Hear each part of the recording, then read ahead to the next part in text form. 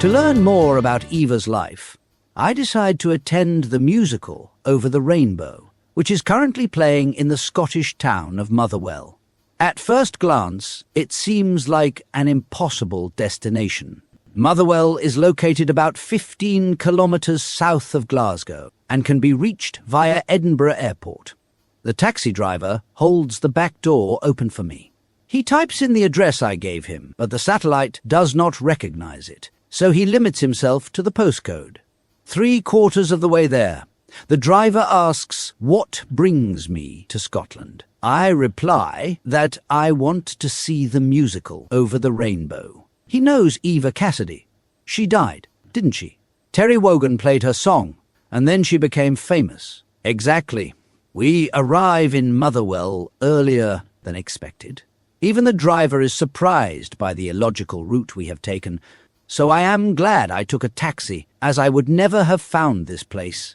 Even now, we are driving around in circles through the town and keep ending up in the same place. Mill Street turns out to be called Mill Road. We descend into the depths.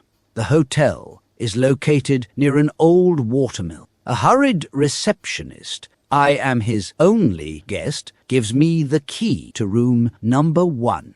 Outside, I can hear the noise of a waterfall. The sound is soothing, although it wakes me up early the next morning.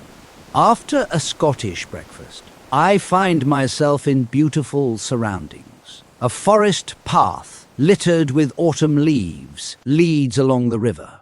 Motherwell is a rather sad place, illogically constructed with disorienting roads, a curiously running railway track and eerie underpasses. In the city centre, there is little evidence of culture, and nothing at all to remind me of Eva Cassidy. I ask some schoolgirls about the theatre. They look at me as if I have made them an indecent proposal. The girls here all have their hair bleached blonde and styled in an identical manner. They wear school uniforms with skirts that are too short for the time of year, but they try to make something of their clothes with the help of frivolous ties, stockings, and other frills. Theatre. There's no theatre here, one of them asserts firmly. I see a police officer and wonder whether they are called bobbies outside London as well. The man is wearing a striking yellow vest. He asks if I mean the Civic Theatre. If that's the theatre, I guess that must be it. He directs me out of the city centre. The sky is clouding over, but it remains dry. I pass a medieval church with an old stone erected in front of it. And then, sure enough, a theatre. The Civic Theatre, with a real poster of Over the Rainbow on the entrance. At the end of the afternoon, I walk into the theatre and go straight to the auditorium, where 2 technicians are talking to each other. At the back of the stage are a few instruments, and a little further forward is a tree stump. That's all. Is this where the Eva Cassidy story takes place? The boys have a Scottish accent that is difficult to understand. They make it clear to me that all 3 evenings are sold out, a miracle for a show for which no posters have been put up in the rest of the town, while the residents themselves seem to have no cultural awareness whatsoever. According to the technicians, the actors play their own instruments. The play suggests that it takes place in locations that are projected with film and slide images. The music is particularly good, say the 2 Scots. There are leaflets with information about the performance in the foyer.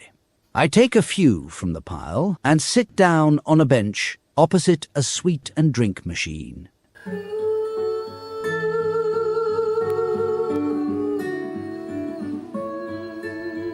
At that moment, the doors open and Zoe Tyler, dressed in black, appears, completely focused on the machine.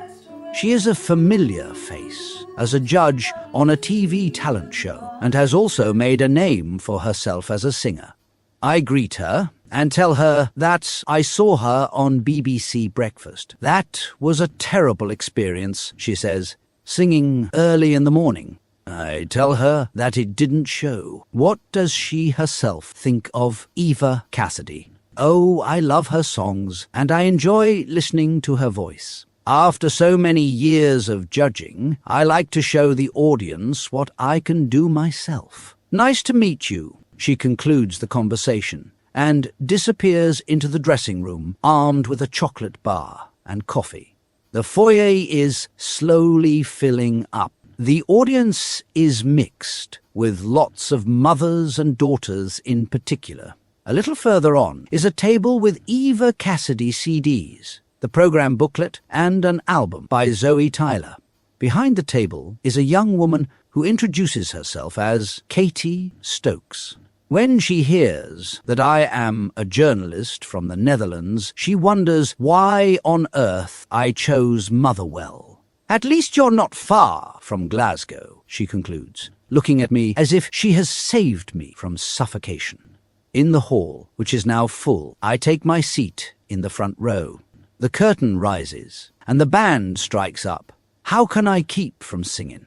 An impressive and, above all, fitting start. Those gospel roots were important to Eva. Zoe Tyler sings well, and her makeup is such that she doesn't look exactly like Eva. But after a few songs, you start to believe she is.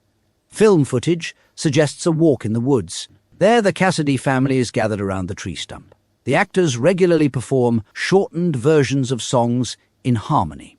The play starts off a bit tame, but in scene 3, which takes place in a Wild West show, it gets funny.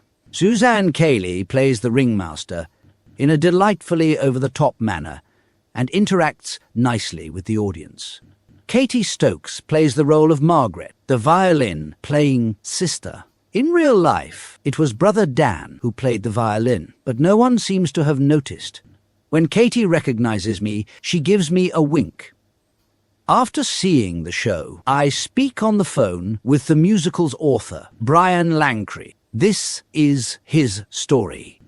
Producer Stephen Leatherland and I spent 2 weeks in Washington, D.C. in June 2005, where we met several people who knew Eva Cassidy. In America, virtually no one had any idea of the status she had achieved as an artist in Europe. We visited the most important places in Eva's life to shoot film and photo material to be shown on the back screen of the stage.